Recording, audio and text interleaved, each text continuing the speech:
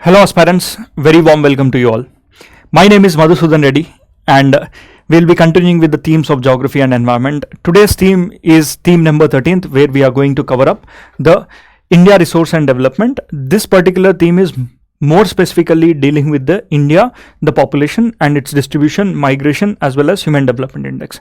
We have already looked into in details about the population, how the population is distributed across the globe, and what are the factors that are distributing these population, siting factors, locational factors we have looked into, topography, climate, weather. All this we have already seen in the previous themes. But in today's theme, we will be confining ourselves to India. And within that, the chapter numbers that we are going to look is go to class 9 NCERT, in that chapter number 6, class 12 NCERT, chapter number 1, 2, 3 and 4. Right? 1, 2, 3, 4 of the class 12. You have two books in the class 12. One is India, People and Economy. In this, India, People and Economy is the book. These are the chapters. So, chapter number 6 is your population. And chapter number 1 of class 12 is also population. But here, this chapter talks about the distribution of the population, density of the population, growth of the population, since independence to today's time, how this distribution and density is there. Likewise, what is the composition? Male ka kitna percentage hai, female ka kitna percentage hai, child ka kitna percentage hai. How this population has changed over a period of time. What is the growth rate? These things we'll be looking into detail, and the theories associated with the population as well. Next is chapter number 2. Here we talks about migration, that is types, causes and consequences of migration. This is one of the easiest chapter. Different types of migration, that is internal migration, voluntarily, forcefully. You will be sometimes asked to move from this place to another place because there is land acquisition that can be going on. That is called as forceful migration. There are pull factors and push factors. We'll look them into detailed manner with respect to the pull causes and push causes. Chapter number 3, it is human development. Chapter number 4 is human settlement. Human settlement we have already seen across the globe how these settlements are there, such as if you have a river, what kind of settlements will be there. These are linear settlements. We have already looked into this in a detailed manner, right? ये सब तो हमने देख चुका है. But we'll be confining mostly ourselves to the population, and wherever possible we'll link it up with settlements, and last we'll look into the human development and the migration as well, right? So let me quickly show you the chapters also, how these are the chapters. Come here, population, class 9, chapter number 6. It is talking about India's population size and distribution in by numbers. But see here, we are today somewhere in 2024, right? You're targeting for 24 and 25, 26 examinations. In the next few months, you will come up with updated population data. So what you are supposed to do is, you have to study from the current affairs. You cannot confine to NCERTs. NCERT, this data is 2011. That means there are many of you in 2011, you were hardly in first class, second class or fifth class. Few of you were there. So in totality, this data is only representational in nature, but you have to learn the current affairs as well. I'll look into this I'll show you the current affairs wherever possible with the updated content and the data. Likewise, the growth rate also is mentioned here. We'll discuss about the growth rate. I'm just wanted to show you what exactly is written in the chapter, ताकि आपको पता चले इसमें लिखा क्या है. Next, here it is also India's population from 1901 to 2011, how the population has grown over a period of time. See, especially the growth of the population in terms of numbers has doubled in every 20 to 30 years ki beech mein. The population of India is doubled, and this is also called as population explosion, which has happened post independence in the year 1970. Say you see 548 and almost doubled in the 30 years, 548 to 1028 millions. So the interesting aspect here is the population of India since 1950, it has doubled between 10 years and 10 years. Every 30 years we have doubled our population from 361 millions in the year 1951 to, you add 30 years, in the year 1981 it is 683. Likewise 439 in 1961, that is millions I am talking about. So here you will see exactly doubling, that is 846, right? Population in millions, 846. So Again 548 million in 1971 to 2000, in the year 2001 we have our population as 1028.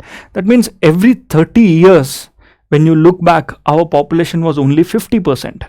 But today we have double the population. With this, one question we have to ask for ourselves: did we also double the resources? Did we increase the water on the earth? Did we increase the land on the earth? Did we increase the crop production on the earth? How did the land utilization has changed over a period of time? Now this land utilization, land changes, we'll look into tomorrow's lecture or the next lecture, but we will be more specifically confined to the population and how this population has adapted over a period of time. Now today you see we have 1210.19 millions in the year 2011, but if you look into it, is today we are 140 crore individuals who are living in India, right? It is 1200 to we are now 1400 or so. In total, you go back to 30 years, it is somewhere around 683 millions. That means every 3 decades we have doubled our population, and this is called as population explosion. This is called as population explosion. This population explosion is something which you are supposed to understand, right? Now come to the next. Here some crude definitions: birth rate, death rate, adolescence, national population policy, very basics are given here. This is same things are also seen in the additional chapters also. Now look here, it talks in this particular chapter, it talks about distribution, density and growth and composition of the population. In this particular chapter, the distribution of the population, you see, the distribution of the population is more majorly confined to the highest density is seen in this belt. The highest density of population is seen in this belt. Why? In the physical geography, we have already studied that there is a river Ganga, there is a river Yamuna, right? That means the highest density, if you are able to find here, can I give the credit to the northern plains of India, the Babbar, Terai, Bhangar, Babbar, these are the regions, Kadar and Bhangar, right? Kadar and Bhangar regions are mostly fertile in nature, population density is there. Apart from that, you will also find the spike in the populations in the city areas. That is, in this part of the areas where the cities are located, you will find this spike, right? So we'll look into in detail. This is one chapter, density of population they are talking about, and density of population in the year 2011. The highest densities are always located in the northern valleys itself, basically the northern plains, which were once valleys filled with the sediments. We have already learned about this, how the northern plains were formed, right? Now there is also how the decadal growth of the population is there. Why did this decadal growth took place? Growth rate in percentage terms, and also what are the phases in which the population of India has grown. This is one chapter that we shall be looking into detail. And human settlements mein kuch nahi hai yaar, we have already discussed about this in a detailed manner. It is just a repetition of the chapter which is there in the context of India, that what are the million plus cities. So we'll not be spending much of our time on this particular entity, right? Human settlements in this particular chapter. But human development kya hai, hame dekhna chahiye. We need to have an understanding on this. Today I'll explain you how it is measured. We only need to look into the measurements of the human development. Next is your migration. Yes, migration के अंदर आपको ये जानना चाहिए what is the push factors and pull factors and what are the different types of migration. So now let's quickly move towards understanding the population of India and why the distribution of population of India is confined to only few areas. First of all, I wanted to show you this map again, which you have already seen in the previous classes, that India is very unique to rest of the world. Look at this. The population of India is majorly confined to few areas. That is, the distribution of population can be seen, number one, in the areas of the northern plains. Can I say these are the highest spikes that you get to see? Apart from that, this is your Mumbai, this is your Chennai, this is Bangalore, this is Hyderabad, and this is Vishakhapatnam, and this is the eastern coastal areas. So can I say that this is your Mumbai, this is Bangalore, this is Chennai, this is Vishakhapatnam, this is Hyderabad.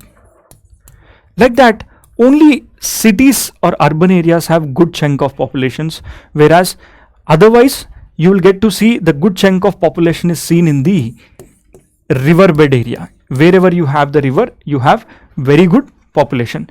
So this river as well as the combination of urban areas are the places where you will find very high population. For example, let me take this river called Ganga.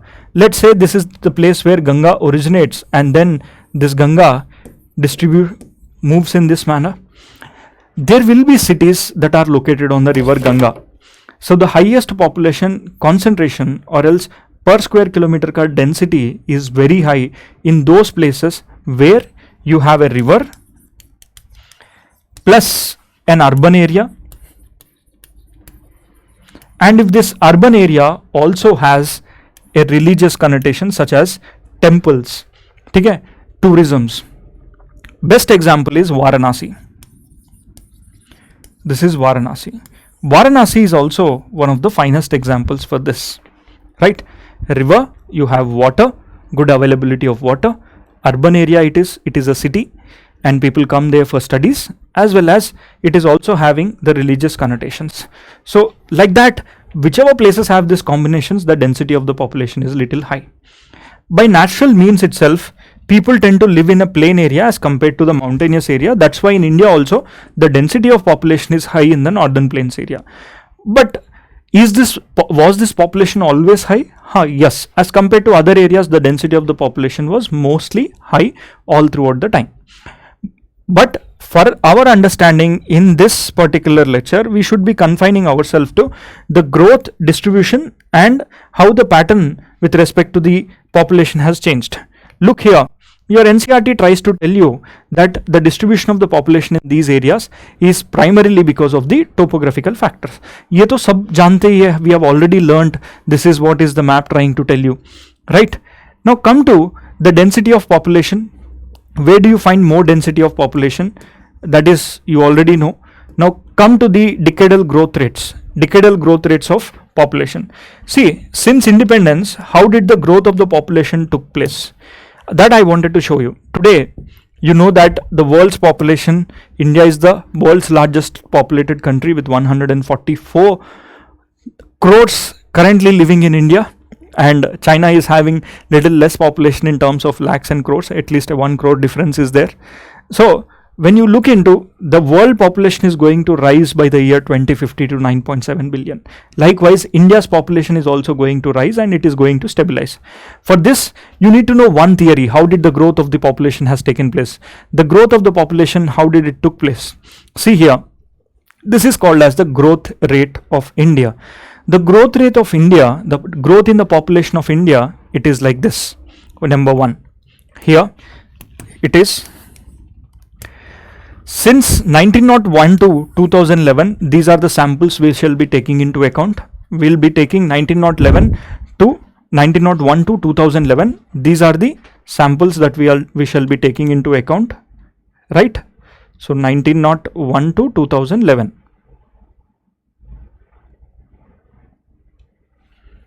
Just give me a minute.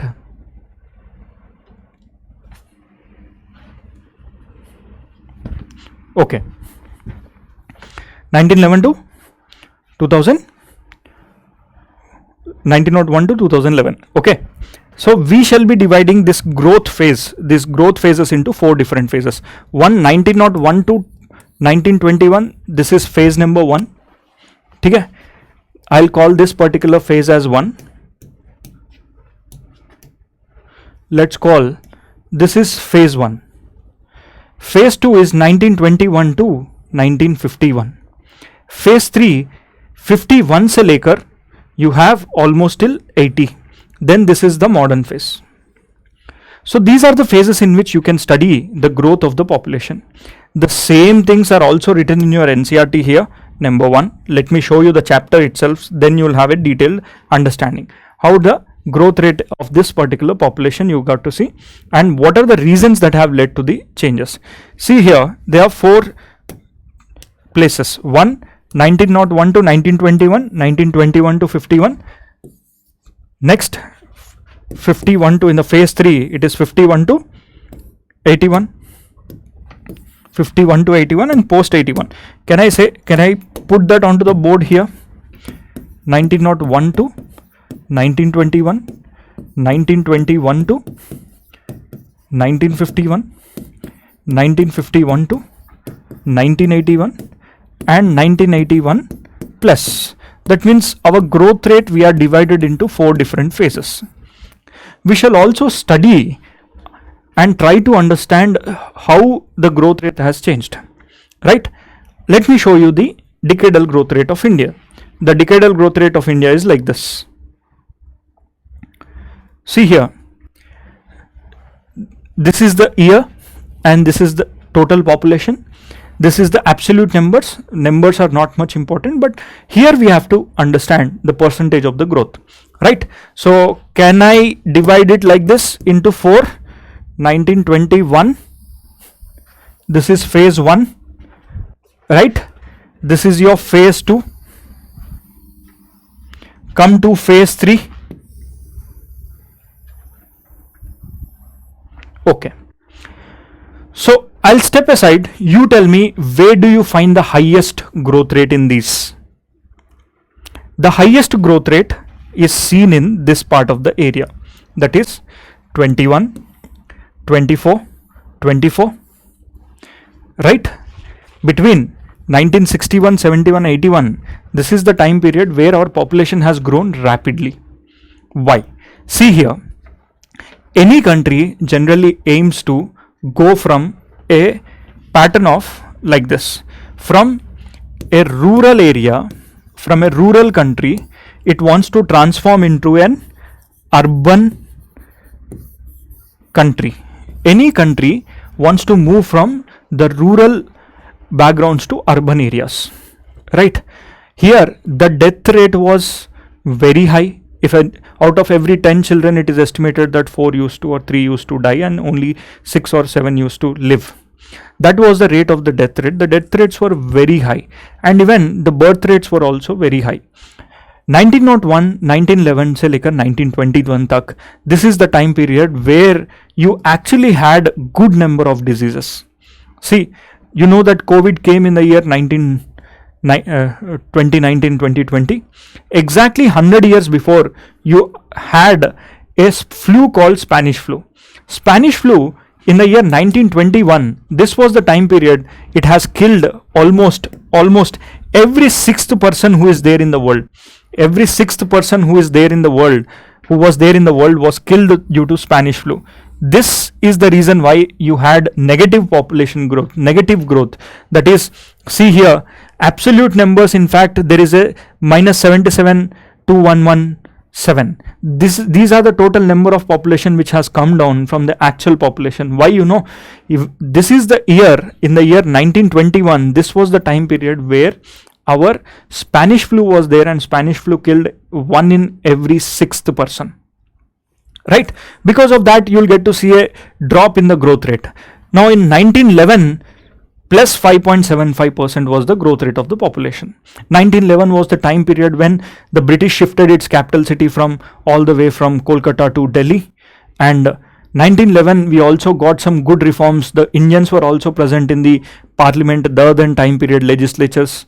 So British legislatures, we are also given the rights that they can take part, they can discuss. So whenever we started to look after ourselves, that is when we had good developments. But can I say that this was the time period 1921 to 1901, this was the time period where our education literacy rates were low?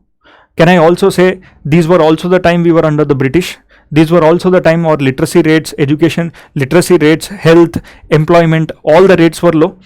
Hospitals are very poor conditions. There were no hospitals. Transportation conditions were not there. Mostly primitive type of agriculture we used to do. Right? So here, can I say that death rate and birth rate, both of them were high? Yes? Yes. Now come to the next, between 1931 to 1951. This is the time period where you will come across the growth rate has increased double digit, 11, 14 and 13. Why did the growth rate of the population increase? It is because we started to get comparatively better facilities than that. See, people are aware of that, and also the literacy rate slowly started to increase. We started to invest on the education, on the literacy. We started to invest on the health. But the real investment happened only after independence. But even before independence, our dependency was on the drought. Right? Now, once the 1951, you look into this 1951, till then, our growth rate is plus 13.21. This was the rate of the growth, 13.21. But drastically, the population growth rate has increased. Why did this increase in up to 21? Why did this drastic increase in the population has taken place in 1951? What are the reasons? You tell me what are the reasons. If you know it, try to understand and look what are the major reasons. One, see this particular population, what are the population you calculated? What are the population you calculated? This was India plus Pakistan. It was combined India. Okay? But since 1951, it was only India. Because people, all the Islamic religion practices, most of the Islamic religious practices, people moved to Pakistan. Hindu religion practices, they came to India. So in totality, there is a net migration that has happened. In the net migration, if you look into, most of the population has left back into India. The decadal growth rate, as soon as the 1951 to 1961, you look into, it was 21.5%. Why? Because this was the time period where we had the partition. Okay? This was partition.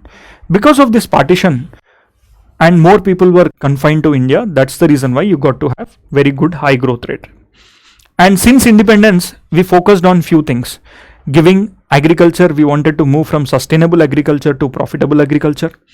We started investing on the health, education, right? These parameters have added value to the society, right? And people are free. Democracy, the taste of democracy, India started to see. And this was also the time period where the death rate and birth rate were also very high comparatively, right? But at the same time, we were exposed to technologies. And finally, the growth rate of 20 or somethings we have achieved till 2001. And 2001, this is where we came up with the concept of 2001 to 2004, that is right to education. That means every student who is 6 years old has to go to school, no matter what, 6 to 14. Like that, night schools and other modalities which we focused on, that I'll discuss in the further time period. Because of that, we are today getting to see the decline in the growth rate, and finally the growth rate is currently in the next year, which you're going to see the survey, the growth rate will be dropped, right?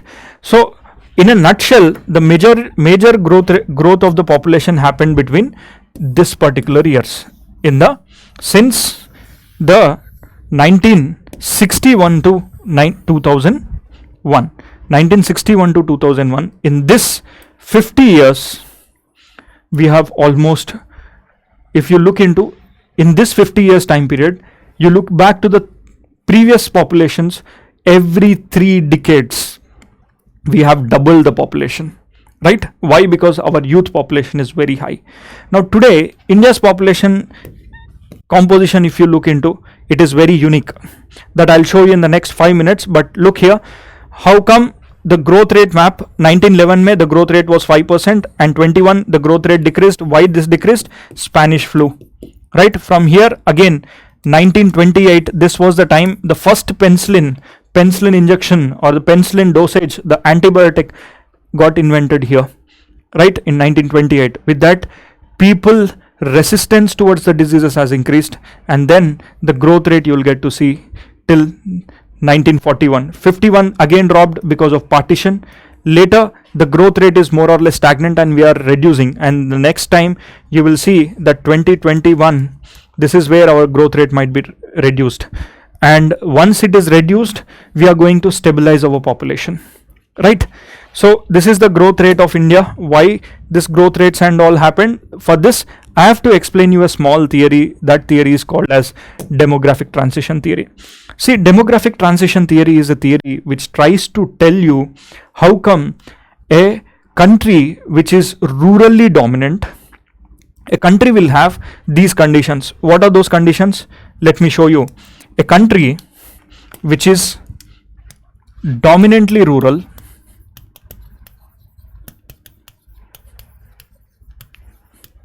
number 1, agriculture is the primary income, number 3, high death rates, and number 4, high birth rates. Such a kind of country, how does it has transformed into a dominantly urban,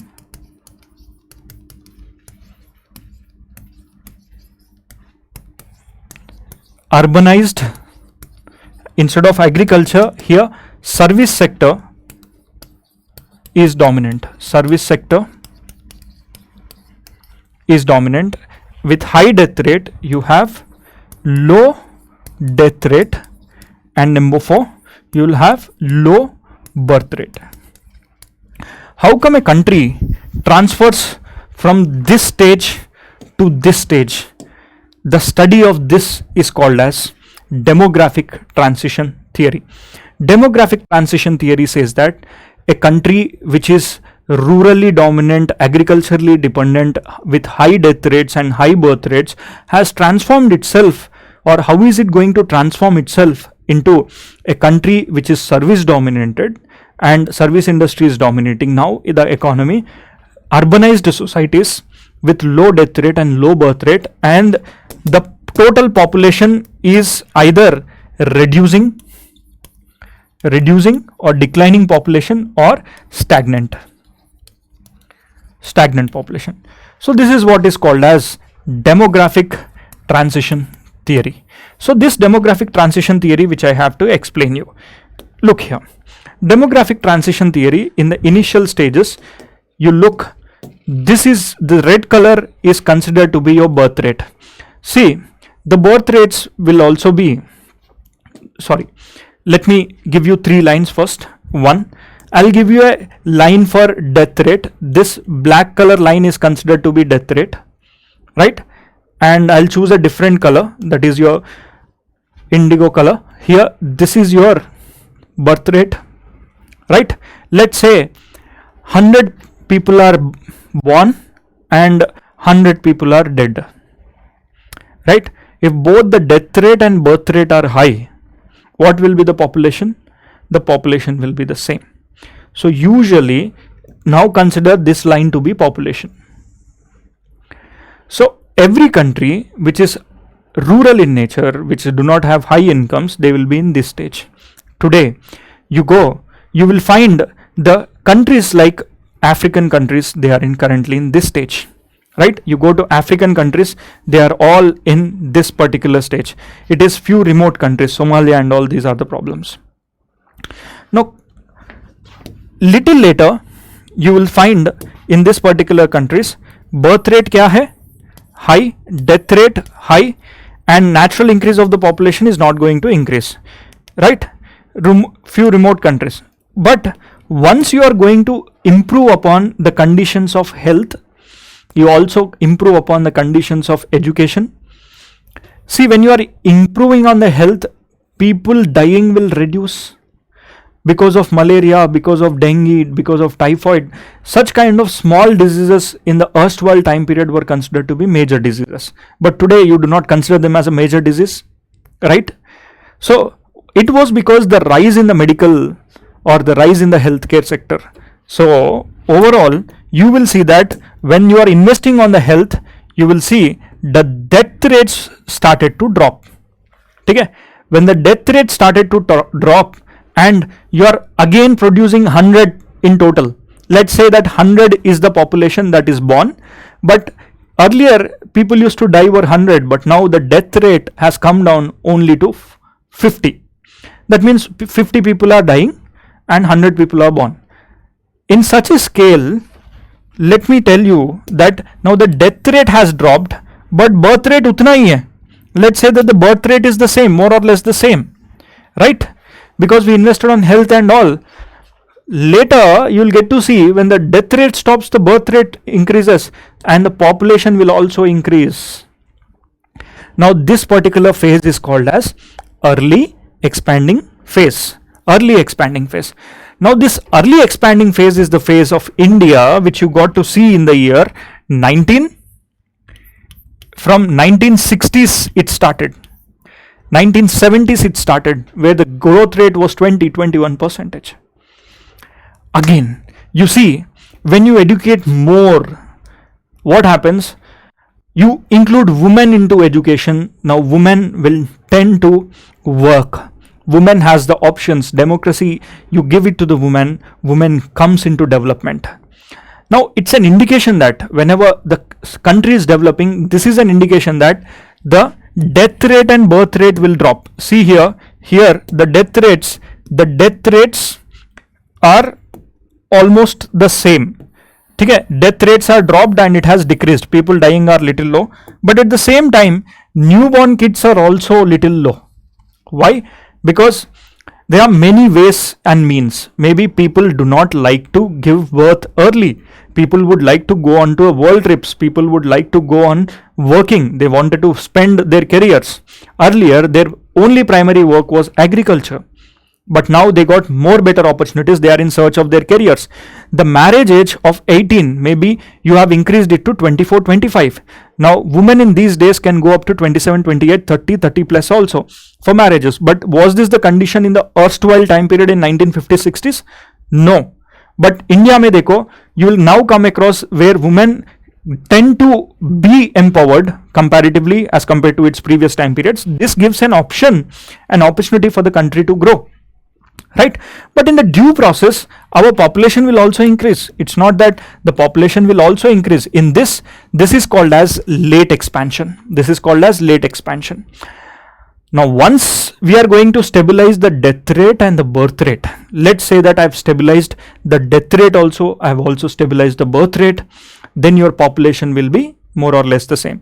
I mean to say, look here, I have almost neutralized the death. Death is going to be the same because now I have all the facilities of the healthcare, and here with the development of the people, you will get to see there is a decline in the birth rate. There are various reasons for the decline in the birth rate. It could be women empowerment, it could be more economic opportunities, employment opportunities, or people maybe because of infertility cases also increases, or demographic winters have come into picture. You go to South Korea, most of the people are not in a position to conceive. That is because of the genetical disorders that they got. This could also be the reason. Like that, there would be a time period our population will become stationary, that is low stationary, and once if the death rate has increased and the birth rate has come down, okay, death rate has increased and the birth rate has come down, you will get to see that the declining population can be seen. You see, India is currently in this particular phase. We are in the early expanding to late transition. We are currently in this part of the area where till 2030 or 2040 we will be growing, and after that we will be stabilizing. Our population will be more or less the same. It will not grow anymore because of the population structure that we are having. Right? China almost stabilized. There will be equal and opposite problems associated with that. We should also look into those aspects as well. Now come here. There are countries which are in each of this stage. Let's say low stationary phase. In this particular phase, you have UK, you have USA, you also have Japan. Right? What does low stationary phase means? Here, you will have the death rate is very less and the birth rate is also more or less the same, but the population is also more or less the same. Okay? The population is also more or less the same. Recently, Japan ko kya hua? The old age population of the Japan is more than the young age population. You go to Germany, Germany's population is declining. Why? Why? Because their birth rates are lower than the death rates. Birth rate, the total number of people who are born, let's say they are 100, but 120 people are dying. So in that net scale, you will see the population is declining in Germany. Right? This is when people will be called, come to our country, right? They will be calling in, they'll open up their economy, they'll ask people to come to this particular country and explore the options. Same like Canada. See, Canada is also such a kind of country where their population is not too high, but their geographical area is very big. So that's why they welcome you, come to Canada, and only they'll go for conditional migration. They'll not open up the migration for everyone. What they'll do is they'll do conditional migration. Means they'll only choose the best brains of this particular country. They'll say that visa, I need this much of education, I need this much of skills, right? That is called as conditional migrations, can be seen in these countries. They'll choose the best engineers of India and they'll come to Germany. In search of economic opportunities, we'll go to these countries. Now, India is somewhere here. We are in the late expanding phase, right?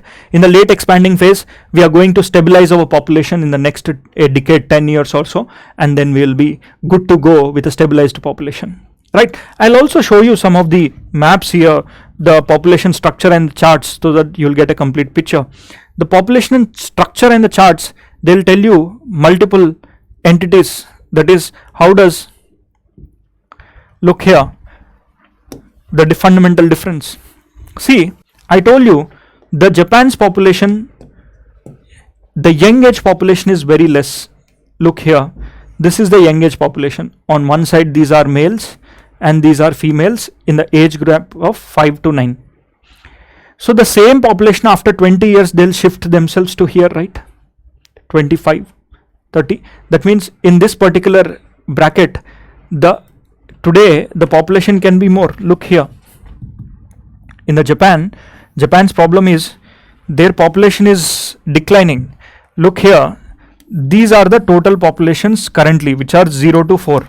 After 20 years, will they shift to this particular bracket?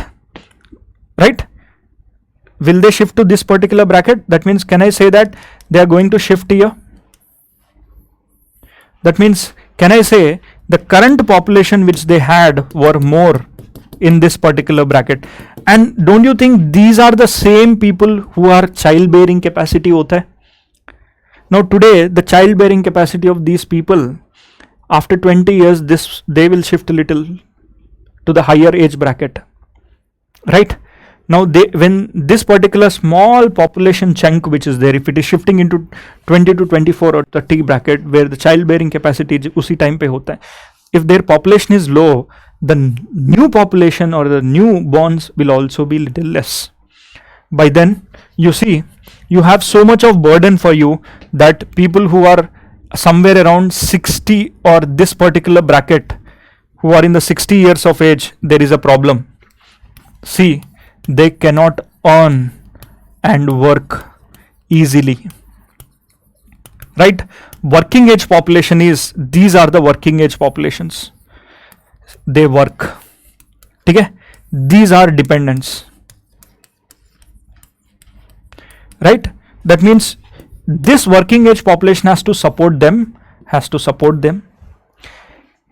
If the total working age population itself is very low, how are they going to help the old whose population is more? Let's say the more old age population and less young population.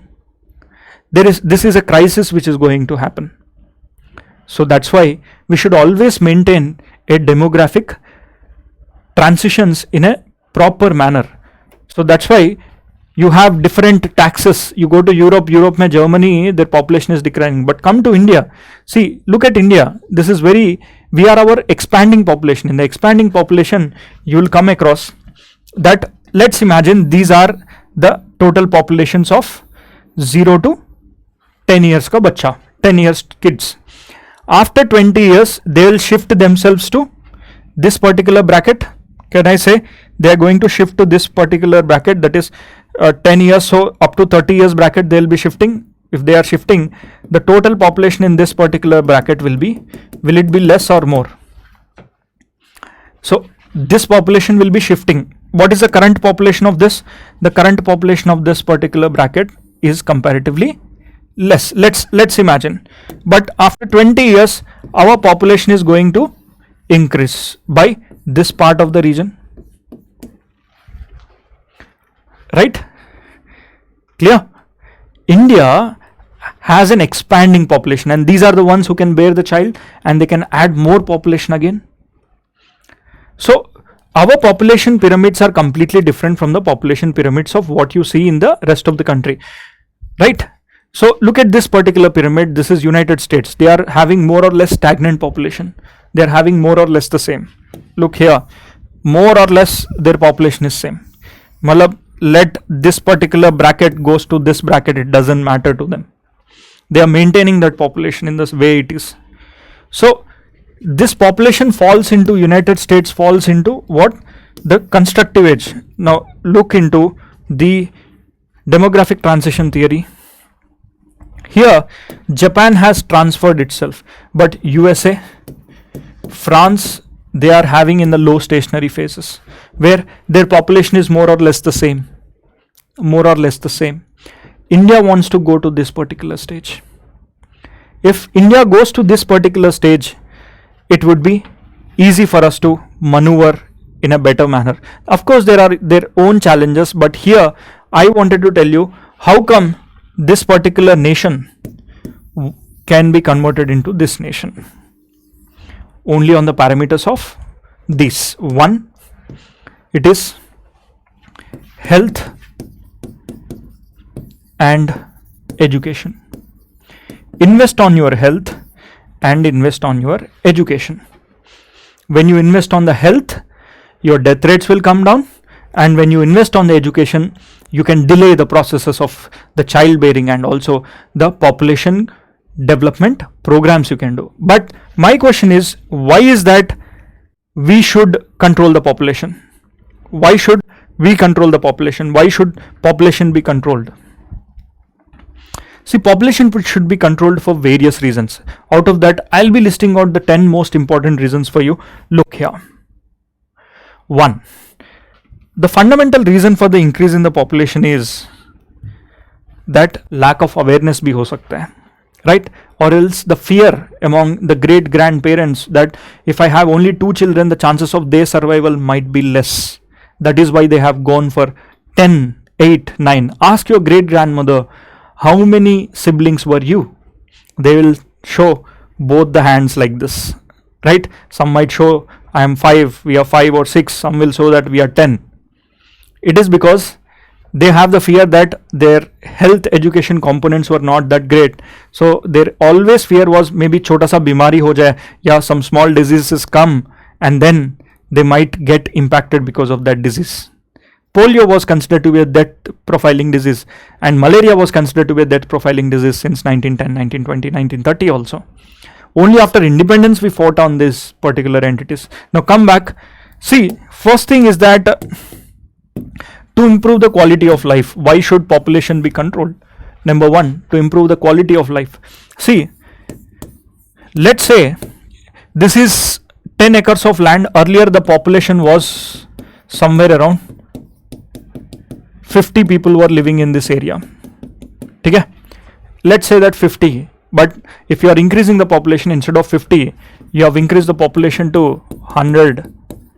So the same amount of area is now stressed. Stressed in what terms?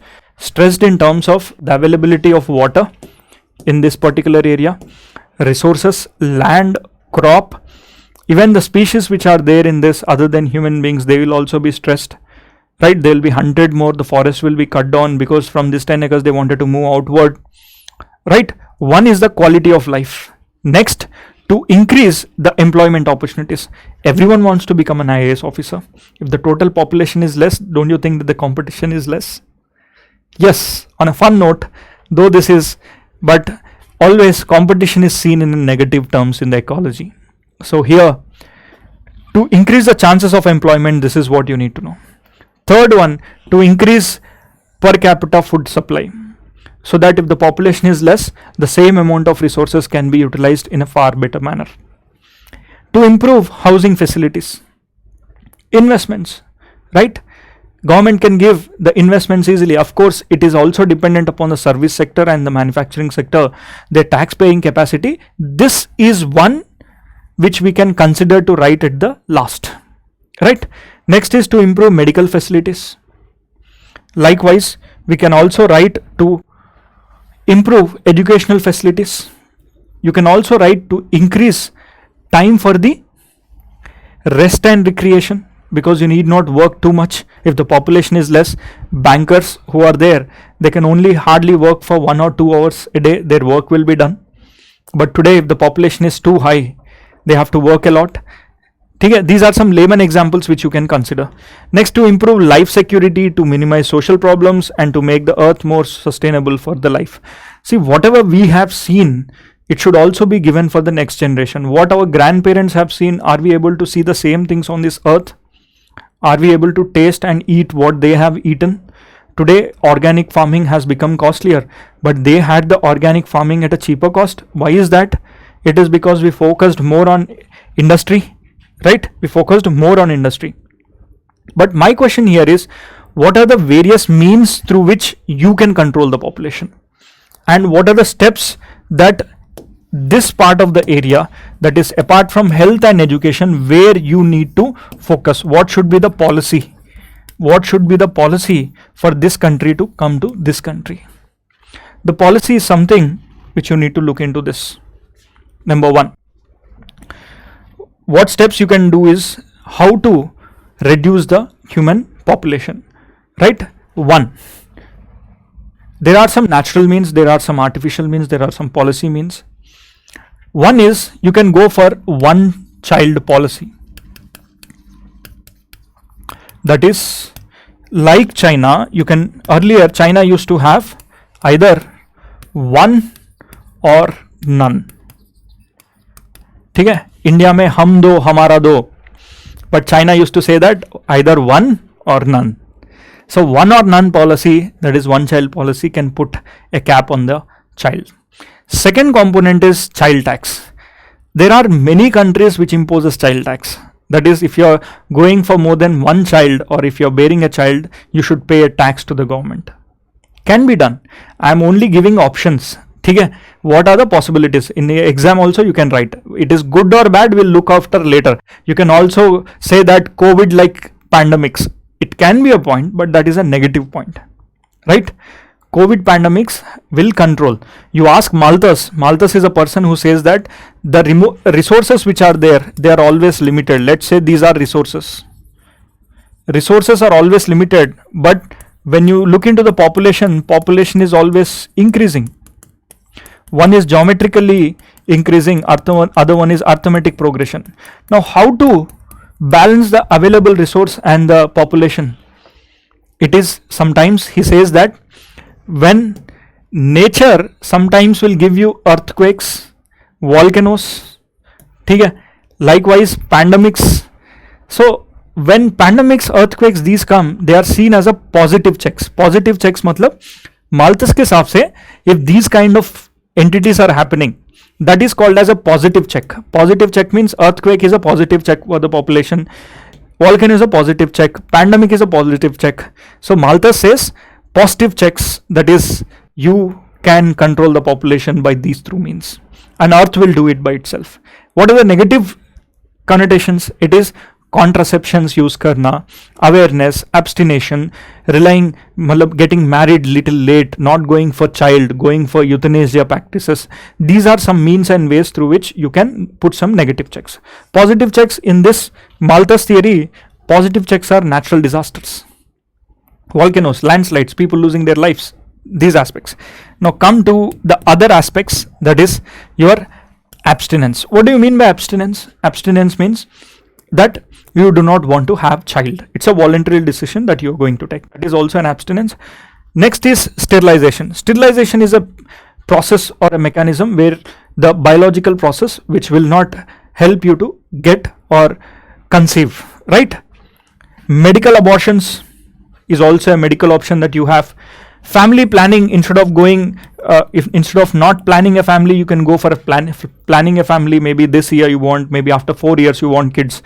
These are some things that you can plan well, and as per your financial needs and mechanisms, you can go for the kids. Next is contraception. Again, medical option. And emigration, you move out to a different country. And last one is euthanasia. Euthanasia is, it is a painless death that you are imparting to someone else. This is also a way through which you can reduce the population. In a nutshell, these are some means and ways which you can think of reducing the population. There are positive means and there are negative means. As per Malthus says that natural disasters are positive checks, right? And in this, all these problems, he says that one child policy, child tax, abstinence, sterilization, medical absorption, family planning, contraceptions, emigration, euthanasia, all this Malthus we say these are negative checks. Means these are means and ways through which you can control the population, right? So this is how you can think of controlling the population, right? So in a nutshell, this is what is your chapter talking about. Let me show you in detail. This tells you where is the population present factually, but this data is going to change for the next year, those who are writing for the 2025, and this is what you need to know about this particular chapter. Now come to the next one, that is the settlements. See, settlements, you already know, we have dealt in detail about this particular entity, right? I don't think we have to spend too much time here. Other one is migration. See here, when it comes to the migration, overall, there are different types of migrations. What are these different types and what does your NCERT say? NCERT tells you that migrations can be of various patterns, and also there are various streams from the migration. You look into the spatial variations of the migration. The spatial variations of the migrations can be of various types. One, it is people migrate to India from Afghanistan. You draw the India and try to look into this. People migrate from Pakistan to India, Nepal to India, Bangladesh to India, Northeast, that is Myanmar to India, right? And Tibet to India, right? So here Sri Lanka also, right? You also have Bhutan. Spatial means how you are looking into aerial wise, in terms of how they are moving from one particular country. Spatially, these are the movements, right? But here, which country, total number of immigrants, if you look into, it is the highest is from Pakistan and Bangladesh. Bangladesh, 59% of the migrants to India come from Bangladesh and 19% come from Pakistan, right? So there is a serious problem always when we talk about the Bangladeshi immigrants or migrants. Of course, of the total immigrants in India that are nothing but people coming from other countries, we have 59% of the population coming from Bangladesh, right? This is what is one factual data that you need to know. Apart from that, you need to know the various reasons, that is the reasons for the migration. So these reasons are some things that we will be looking into detailed manner here. What are the major reasons for the migration? Look here, the major reasons and the different types of migrations are this. A migration can be, number one, it can be international, that is voluntarily and involuntarily. See, voluntarily is you wanted to go, that is because of the pull factors that it is having, right? Good opportunities, good education. Involuntarily is you're forced to move for some reasons. We'll look into this. Next, the next type of migration is internal migration. Within the country also, you can see, within a single country, you can get to see one rural area to rural.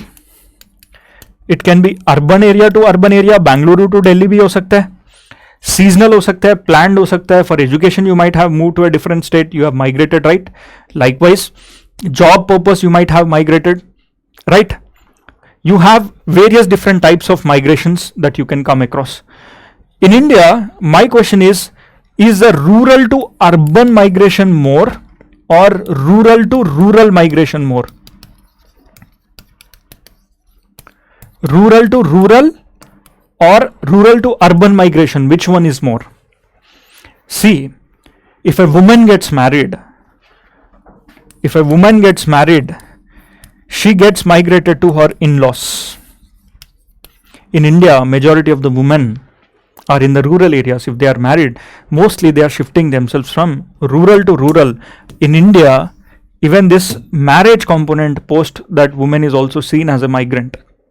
Because of that, the rural to rural migration is more as compared to rural to urban. When you look into men migrate more.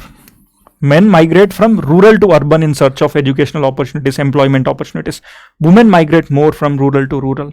In a nutshell, the total migration that is there in India is more from rural to rural than from urban to rural and rural to urban, right? Okay, now come to the next component, that is, in this particular component, you have to look into the reasons for the migration. Okay, what are the reasons for the migration? There are multiple reasons for migration. No doubt there are push factors and pull factors, but we'll classify them. What are the natural causes?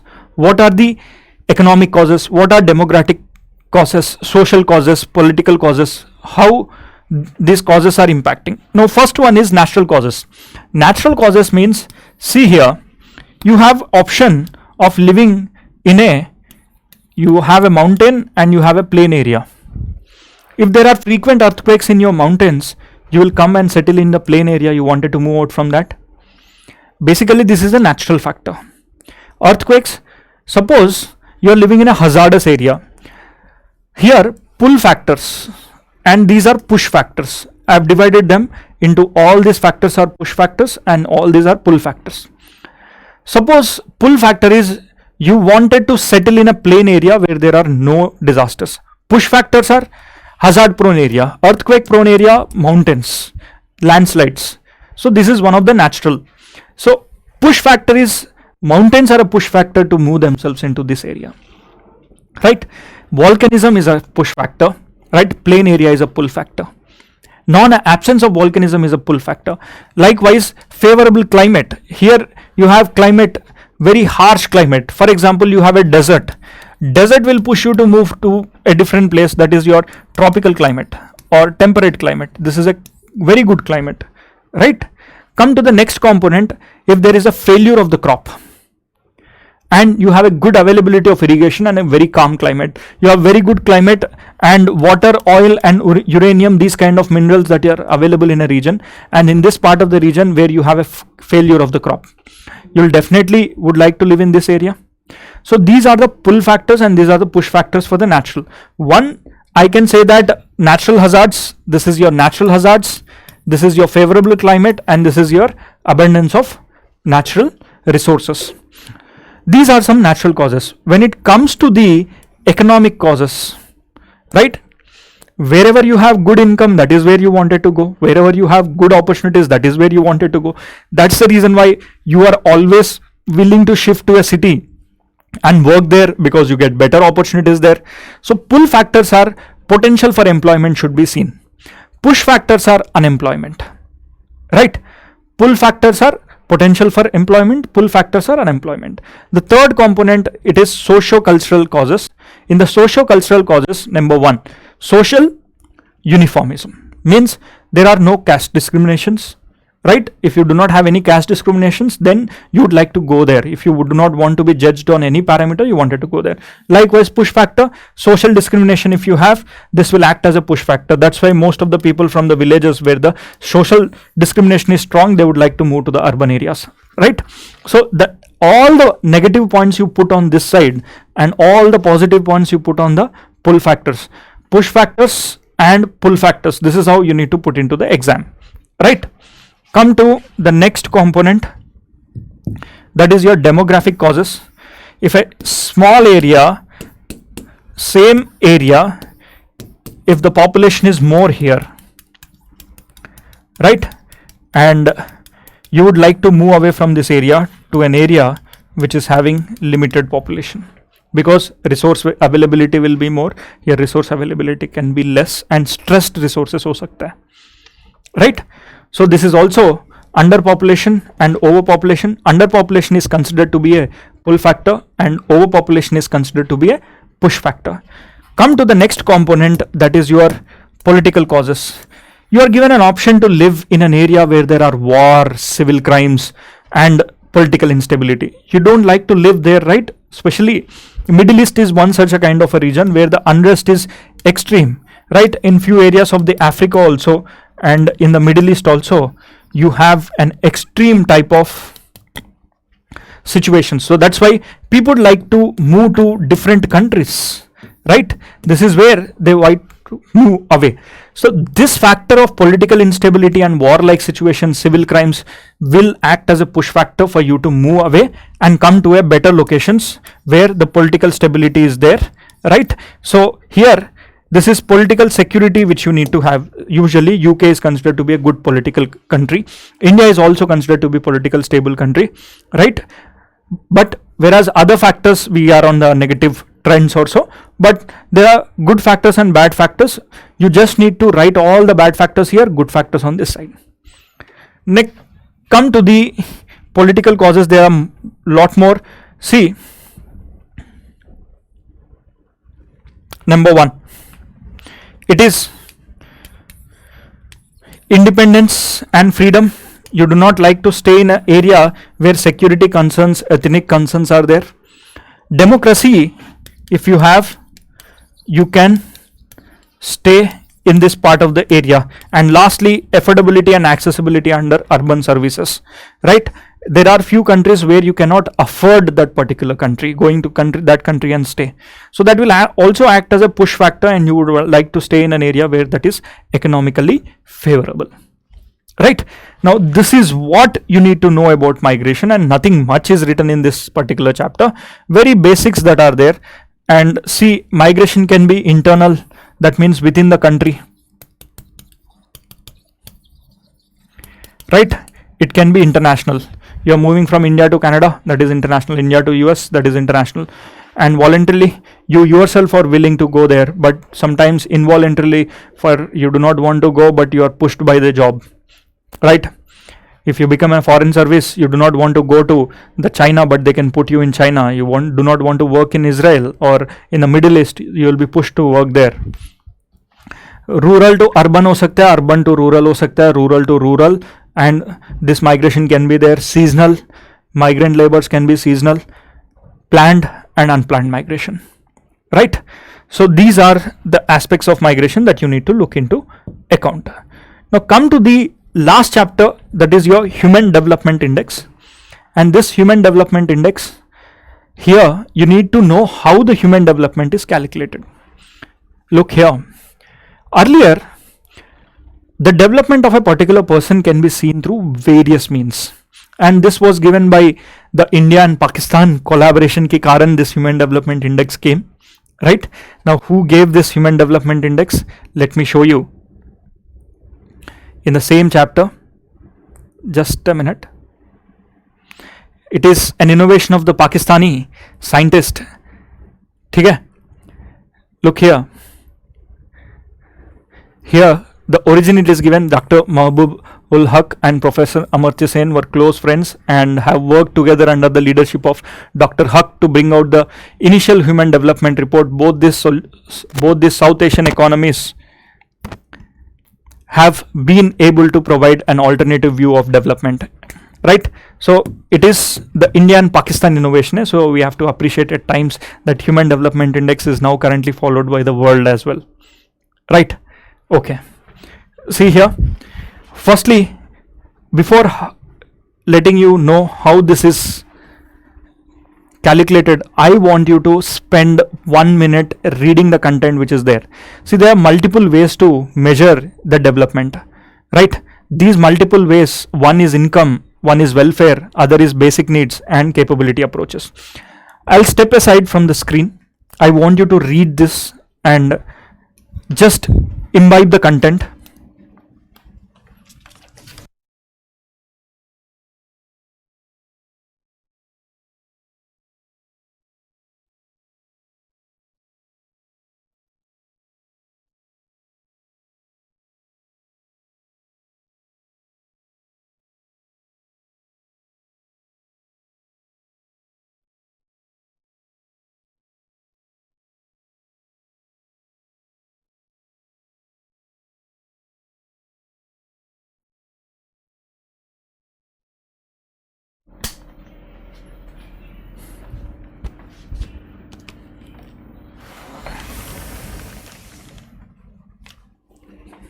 Yes.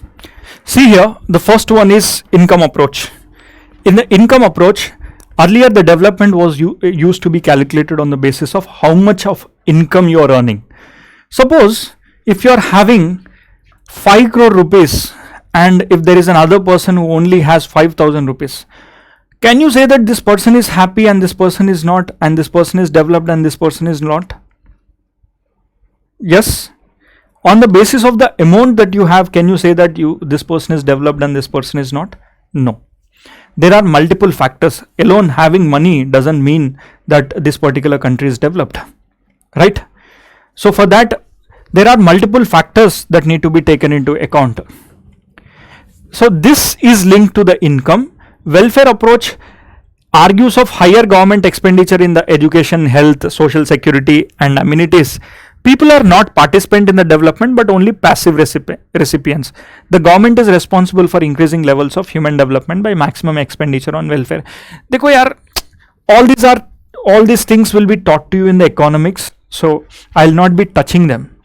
वैसे economics, whosoever is teaching you in this particular NCERT series, they'll also tell you what are these approaches that you'll learn there. This is not for geography, but we definitely need to know how this human development index is calculated. The calculation of the human development index is based on the parameters such as, let me show it to you. It is on the health, education and the life expectancy. There are multiple parameters that human development index takes into account. One, look at this particular slide. There are 3 major dimensions. Earlier it was only income, किसके पास कितना ज़्यादा पैसा है, and who is able to spend more. If someone is able to spend more, they thought that is they having more income and they are considered to be little more developed. But that concept was also eroded, right? So the latest concept of development is, development means it's not just about you having income. Along with that, good health, good education facilities in your area, then other parameters such as how long you can live. Okay, how long you can live, that is also taken into account. In totality, the 3 broad divisions that have been taken into account is 1, health, education and life expectancy. First one is long and healthy life. Long and healthy life. See here, how long you are going to live. This is called as life expectancy. Right? In India, you let me know, I have given already as a homework to you in the previous classes, what is the total life expectancy of India. If a person is born in India, it is expected that these are the total years that a person can live, right? So that is called as life expectancy. This is the first component. Second one is knowledge. That means till what level have you studied? Are you educated? If you are educated and you have a long life expectancy, then you are comparatively developed. This is how it is calculated. In this, how many expected years of schooling? Expected years of schooling is taken into account, and the mean years of schooling. How many years a particular person have been to the schooling? Every country they have taken and how many years they have been into the schooling. In India, the dropout rate is very high. Once we have come up with the right to education, that is 6 to 14 years of age, this particular definition, the right to education has increased this particular domain. The index domain has been given very high value. Next is a decent standard of living, which includes how much money you have, right? How much money you have. And I'll go into little more detail. Let's see how exactly it is calculated. All of this is having its own weightage. Weightage is 1/3, 1/3, 1/3 weightage is given. That means while calculating these parameters, 1/3 weightage is given to life expectancy, 1/3 is given to the knowledge, and 1/3 is given to the paisa that you have, right? For each country. And like that, for every country it is being calculated, and then based on that, the human development index reports are given, and these are the parameters that are taken into account. Now, what are these parameters? Let's see. The parameters are health, education and standard of living, right? Health, education and standard of living. Let's see what exactly is there in the health. Health, they have also taken multiple parameters. For example, health is there. Within the health, nutrition is taken into account. You will also have the child and adolescent mortality, and the prenatal care and the antenatal care. What is prenatal care and antenatal care? See, antenatal care is when a kid is brought into the house, how that particular child is being under the development. That is called as an antenatal care. In a nutshell, these three parameters are taken into account for the health sector. Nutrition, in this, within the nutrition also, you have stunting, malnourishment, right? Like that, multiple factors are taken into account, right? Stunting, malnourishment hai, like that. Other factors such as, are they having the good growth as per their age factors or not, right?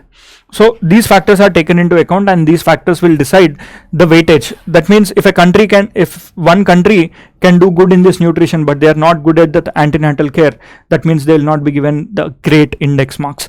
Like that, multiple factors have been taken. So 3 factors of health, that is given as 1/3 weightage, 1/3, and then you have education also, the 3 major parameters, and within this 1/3 weightage, the weightage is further distributed into number 1, how many years of schooling you have been. Some countries, they can have people have dropped out after 10th class itself, after 7th class itself, right? And if suppose they are coming to the school, what is the school attendance, right? Do they have good attendance percentage or do they have a very bad attendance percentage? The government data is taken from there based on the school data reports or so. So how many years of schooling and how many years, what is the attendance, right? Years of schooling, and they have made up an index of this. This is given a weightage of 1/3, right? This is also given a weightage of 1/3. Education 1/3. Now come to the standard of living. Standard of living, they have taken multiple factors all the way from cooking to, do you have bank account, do you have financial service, आपके घर के अंदर cylinder है क्या, आपके घर के अंदर sanitation है क्या, do you have drinking water, is it coming from the municipal or do you have electricity? These kind of factors are taken into account. For example, if you are having a good cooking fuel, sanitation, electricity is there in your house, you are having access to banking and financial sectors, likewise you are having your own house, and what kind of assets do you have, this is what is taken into account as the standard of living. Now for this, the weightage is given as 1/3, right? Within this the weightage is given as per various multiple factors, and in this 21 parameters are taken for this. Multiple parameters were taken, 21 छोटे parameters लिया गया था. And finally, the calculation of the Human Development Index is, that is 1/3 of health weightage, 1/3 of education, and 1/3 of the standard of living. Together, all these parameters will be taken and the calculations will be done, and based on this, you will be called how much developed you are. So you let me know what is the HDI of United Nations Development Program. UNDP will give this report, that is Human Development Index. This index, what is the rank of India in the last 3 years? Did we improve? If we have improved in any of these parameters drastically, let's say that we have improved in a parameter of years of schooling, drastically, then this will be the area of the question for your examination, mains mein, right? If we have increased drastically in the drinking water, drastically I'm talking about, earlier this was the scale, and this year we were reaching the drinking water piped connection to all the country. That means our ranking in the standard of living will increase, which further increases the quality of living, the Human Development Index, and the quality of living that we have. So look out for these kind of aspects, and in the chart of the Human Development Index, that is where your questions will come, right? So all these things were not given in the NCERTs, but I thought this is more important than what the content that was given in the NCERT, right? So this is what you need to know with respect to this particular chapter, right? And lastly, one thing that you are supposed to be aware of is the categories of the human development. So who is considered to be a developed and who is considered to be an underdeveloped? Now this is the 2021-22 data. What are the levels of development? A country is considered to be a very high developed country when it have an index score of 0.8 or above. in the world there are 66 countries which are having this developed. Now where is India standing? Are we in the high developed or medium developed? You let me know in the comment section. What is the index value? What is the value of our human development? See, between 0.7 to 0.79 and the 44 countries, these are factual content I want you to remember. Between 0.55 to 0.69, here 44 countries, and least developed countries are 32. So where is India standing? Are we in the this category or this category, medium or high category? Please let me know and do your homework, right? अगर सब कुछ मैं ही बता दिया तो यार थोड़ा बहुत मेहनत आप भी कर लो. Please do this, some basic things. This is how the questions will be asked in the examination, right? It's just the googling that you are supposed to do and get to know, right? This is what is your human development index. Now come to the languages. ठीक है, one last component that is remnant was languages. See, there is no theme for languages, but here you need to know how these languages are there in India.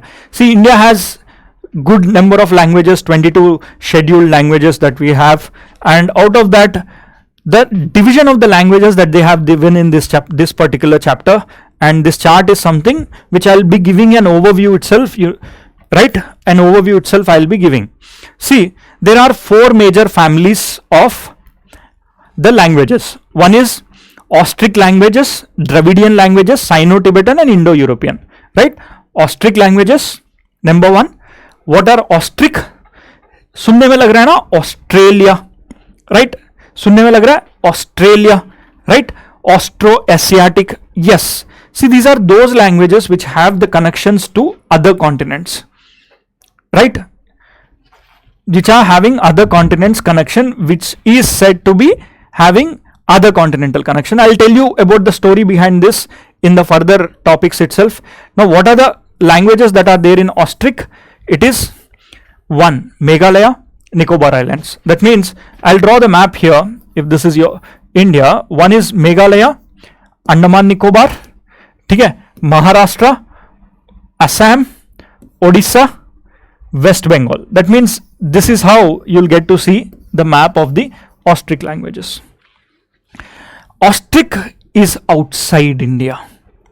ठीक है, Austro means basically it is Austronesian, it is outside India. Here the tribes of Munda also come into this particular category. And interesting aspect of Dravidian you will come across the southern part of the languages. These are all factual, आपको याद करना है, there is no other place. This part of the area is called as Dravidian, which includes Telugu, Tamil, Kannada, Malayalam, right? These are the major languages of the Dravidian. And Dravidian, here there are North Dravidian and South Dravidian. These are called as South Dravidian, right? These are called as South Dravidian, right? Okay. North Dravidian, here West Bengal will also be there, Odisha will also be there, and Bihar will also be there, right? Come to Sino-Tibetan language. In the Sino-Tibetan language, mostly the Jammu and Kashmir and Himachal Pradesh and Arunachal Pradesh will come, right? Who are having the linkages with the Tibet. Their languages are called as Sino-Tibetan languages. That is your Jammu and Kashmir, Himachal Pradesh and Arunachal Pradesh. Last one is Indo-European language, which are nothing but India and Europe ki beech mein, that is Aryan linkages, which is generally called. Here you come and check, it is Iranian outside Dardik, it is present in Jammu and Kashmir, and Indo-Aryan is also present in the northwestern belt of India and in the Gujarat. See, there is no clear-cut clarity on this particular entities. My humble request is, there is no question in the prelims since last 20 years on this particular area, because there are no consensus and clarity on these. It is just a broader classification. In the advanced classes, I will be teaching you in a very detailed manner about this.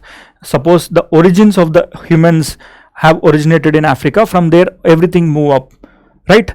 Likewise, our languages are also linked. Suppose Indo-Aryan, you will also have Nardic, Didardic, or else you also have Austric, Tibetan.